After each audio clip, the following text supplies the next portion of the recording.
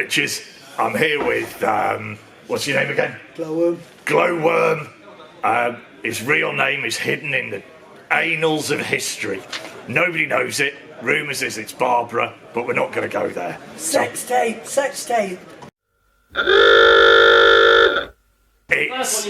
He's determined that it's going to...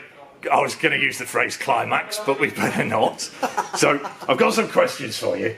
Now, apparently, you're in Squad Chaos. What is it? I'm one of the captains of Squad Chaos. Squad Chaos has got 3 captains, myself, Nazgob and 487. Right. And we are initially a collective of Blood Bowl players that went out to play in Lucca, at the World Cup in Lucca. And then we took 2 teams to Dornbirn in...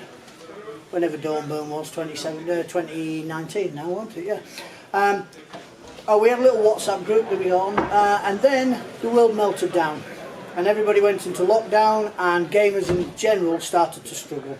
We're not particularly a bigly social bunch outside the gaming environment. Bigly's a word. Bigly, yeah. Bigly's a word. I'll allow it. And we found a lot of gamers struggling, especially with mental problems, mental issues. So we moved over onto Discord and formed a Facebook group called the Squad Chaos Initiative, which you're all more than welcome to join. And basically it's a collection of Blood Bowlers from all over the world. We've got Americans, Canadians, Germans, Spaniards, Italians, French, English obviously. And we all just sit on Discord, and we talk about things. We talk about Blood Bowl things, we talk about other things. We've got trade and sales. And it is really cool because people can go on there and vent. People can go on there if they need to talk, and often it's a choice of just being able to talk. Very early in the lockdown, a Squad Chaos member in the infancy, a Welsh coach, unfortunately took his own life. And at that point we said, we don't, obviously it's a bit of a pipe dream, but we don't ever want to lose anybody else. Yeah. So what will happen is some guy will go on and he'll say, look guys, I'm struggling a little bit, I've got this problem there, I've got that problem. I usually get up about 6:30, 7 o'clock in the morning. By that time, if he's posted this at 2 o'clock, he'll have 17 or 18 replies, because we've got people in America, people in Canada, people in Australia going, look fella, I've never met you, but what do you need? What do you want to talk about? What's this, what's that? I don't know what the law says in your country, or I don't know what the situation is in your country, but this is what I found helped me with this. So it is generally just a collective of not just Blood Bowlers. We've got people who are not Blood Bowlers on there now as well, some wives off, some girlfriends off. Who get together, and basically we all look out for each other and help each other wherever we can. We organise tournaments, we organise get-togethers, we try and raise money for charity, you know, and we just basically try and look after everybody. Even if you're not in a Squad Chaos, even if you're not in a Squad Chaos shirt, if you've got a problem, come and speak to us, maybe we can help you. I'm not an expert, but I know some guys who are. So, no, that is... I'm not going to put the silly voice on, but I was chatting a little bit before we started recording about the fact that I worked for the NHS, and at the start of lockdown, I didn't cope, and then I played a little bit of Blood Bowl 2 online, and me and about 12 mates got together once a week. You just spent a couple of hours chatting to somebody, blowing off steam, couple of drinks, having a laugh, and you know, there was a bit of banter about the league thing.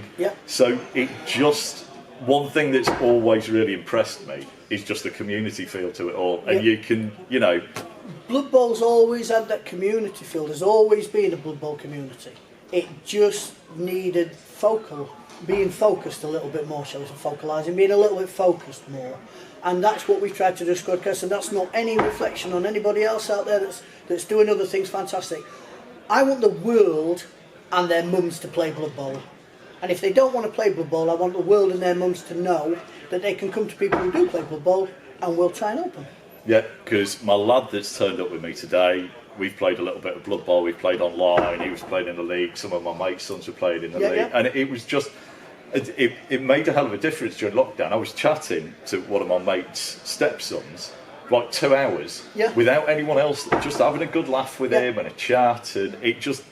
And the main thing is, and this is throughout the Blood Bowl community, I mean, I went to my first tournament in '97, so, you know, a quarter of a century of Blood Bowl tournaments, and we are quite non-judgmental, you know, if you know what I mean by that. obviously you're going to have some people that have quite strong views, but on the whole, Blood Bowlers are a pretty accepting bunch. You know, there are no barriers because of age, there are no barriers because of race, there are no barriers for sexual orientation or religion or anything like that. And that is the way it should be. It's one community. Yeah. We even accept dwarf coaches. Ooh. You know, we even accept them. We try and convert them. But we do accept them.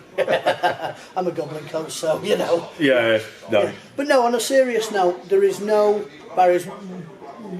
We looked to write some form of a charter for Squad Chaos, and we came up with a charter for Squad Chaos, and it was basically, don't be a dick. That's the one rule. Because a lot of the events that I've helped run, we go for don't be a twat. But you can have a constitution with 100 points. Yeah. But if you consider it for everybody else, it boils down to don't be a dick. Yeah. And that works for us. That really does work for us. So yeah, that's what we do. That's who we are.